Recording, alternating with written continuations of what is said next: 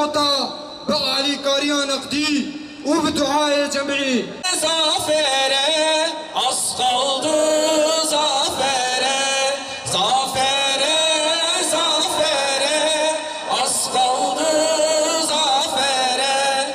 Ali'nin kılıcı Übeyde'nin elinde, rahmet yerleri esti kurak çöllerde, gözyaşı sevince dönüştü gözlerinde. Sedası yükseldi yine zafere, zafere.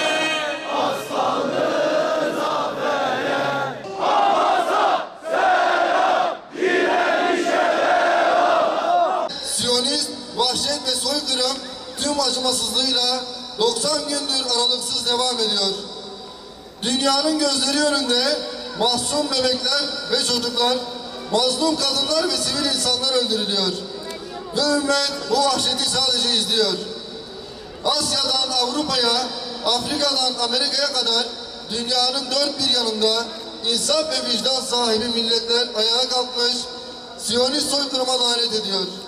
Ancak devletler ve hükümetler milletlerinin sesine kulak tıkamış, kimi Siyonist soykırıma destek verirken kimi de seyirci kalıyor.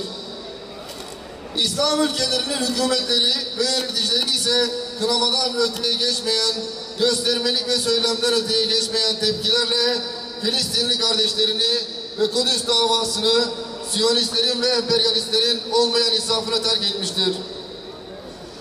Kıymetli Müslüman kardeşlerim, katliam ve soykırım devam ediyor. Siyonist işgalci zulüm, yıkım ve vahşetinde değer ve sınır tanımıyor. Siyonist terör örgütü İsrail, 7 Ekim'den bu yana Gazze'de aralıksız olarak konutları, kamu binaları, camileri, okulları ve üniversiteleri, hastaneleri, yardım taşıyan kamyonları bombalamakta ve mazlum Gazze'nin masum ve savunmasız çocuklarını katletmektedir. Gazze'de hastane ve sağlık merkezlerine ağır hasar verildiğinden yaralılar tedavi edilemiyor.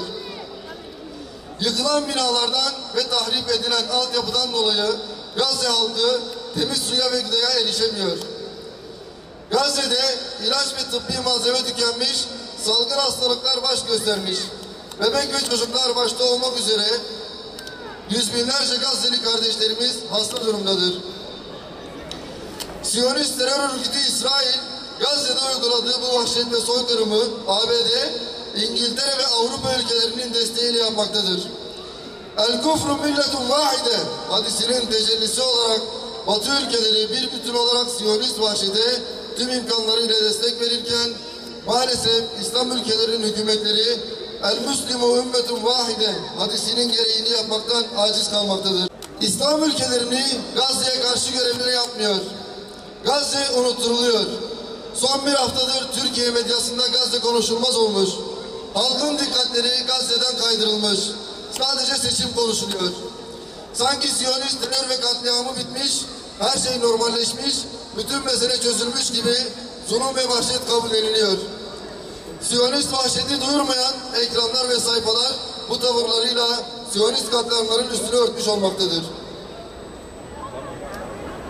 Kıymetli kardeşlerim, Gazze'yi ve Siyonist vahşeti unutmayalım ve unutturmayalım. Gazze ve çocuklarını unuttuğumuz an, Allah'ın bizi unuttuğu an olacaktır. Zulme sessiz kalan dilsiz şeytandır diyen Muhammed Peygamber'in ümmetiyiz. Susmayacağız, zulmü kanıksamayacağız ve vahşete karşı duracağız. Zafere kadar Gazze'li kardeşlerimizin yanındayız ve meydanlarda olacağız. Kudüs davası davamızdır. Filistinli kardeşlerimizi tüm imkanlarımızla desteklemeye devam edeceğiz. Onlar yalnız ve sahipsiz değildir. Filistin halkına selam olsun. Şehitlere selam olsun. Rabbimizden niyazımız olur ki Filistinli kardeşlerimizi muzaffer eylesin. Onları Siyonistlere karşı galip eylesin. Yaralı kardeşlerimize şifalar versin. Yakınlarını kaybetmişlere sabırlar ihsan eylesin. Mescid-i Aksa'nın özgürlüğünü bir an evvel önce bizlere görmeyi nasip eylesin. Amin. Amin. Velhamdülillahi Rabbil alemin.